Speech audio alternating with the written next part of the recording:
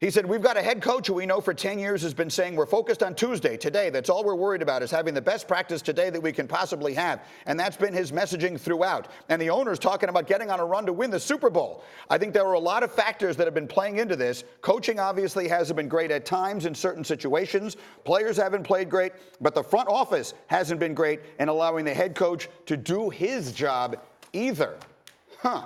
That's from Aikman. Again, Jason Garrett was his backup for years. He played for Jerry Jones. I like him trying to support him, but that's the problem. The one thing that I had to try to defend Jason Garrett is that he knows how to work with Jerry Jones. This is part of the job. You're going to take the job in Dallas. You need to know how to work around Jerry Jones and prepare your team in spite of Jerry Jones. You can't be a chef and say you don't know how to boil water. This is intrinsic to this job. Doing the job in Dallas, it's important to understand how to work with Jerry Jones. That's no excuse. Jerry Jones has been talking since before Jason Garrett was even in the NFL. The other part is we're watching the shift. For so many years, Jerry Jones has been so behind Jason Garrett. He's made sure we know how great of a coach he believes he is, how he feels like Jason Garrett can take them to the next level. When they played the Minnesota Vikings, Jerry Jones praises Mike Zimmer. You go into New England and he says, you know what? You expect to be outcoached going into New England. So we would have liked if you would have outcoached Adam Gase when you played the Jets. So we wouldn't have to expect you to outcoach Bill Belichick. The writing is on the wall here.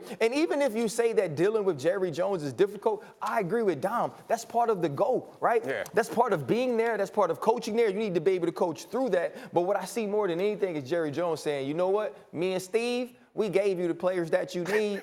If you ain't winning, that's on you. And we gonna get a new one. He actually said, I believe he will be a coach in the NFL next year.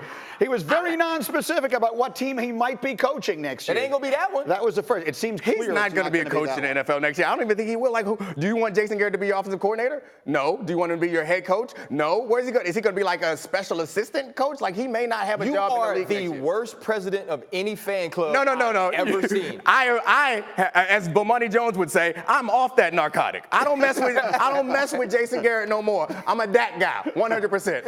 If you were to assess blame for a Cowboys team that you could make an argument is the most disappointing in the sport. This is a team a lot of people, including the owner, I think, thought was a Super Bowl team this year, and they're 6-6.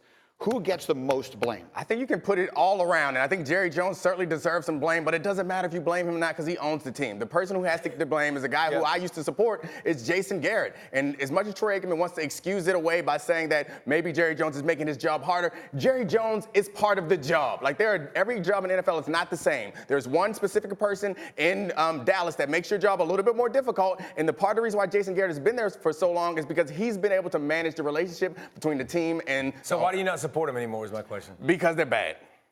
Then it's his fault. They're bad, it's his fault. Because you can't blame. There's so many different things, and there's too many things to put it on every different individual. When it's all bad for long enough, you just have to go to the top. And obviously, you watch Lamar Jackson take the league by storm and make so many plays. You saw Dak Prescott early in his career. He could do the same thing. Dak Prescott can run the zone read, give Zeke Elliott more time. Stop it. More plays. Stop it. What? Dak Prescott cannot do the same thing. I think Dak Prescott has a running ability. What he's saying is in a usage way, though, because we gave all of this praise to Kellen Moore early on in the season, and I said he's not doing anything differently. He wasn't necessarily being creative. I will also say this, though. I played the game. You guys played the game. It didn't matter to me, and I love Mr. Rooney. I think he's the greatest owner ever. It didn't matter to me what Mr. Rooney said or what was coming from upstairs. It was about winning football games.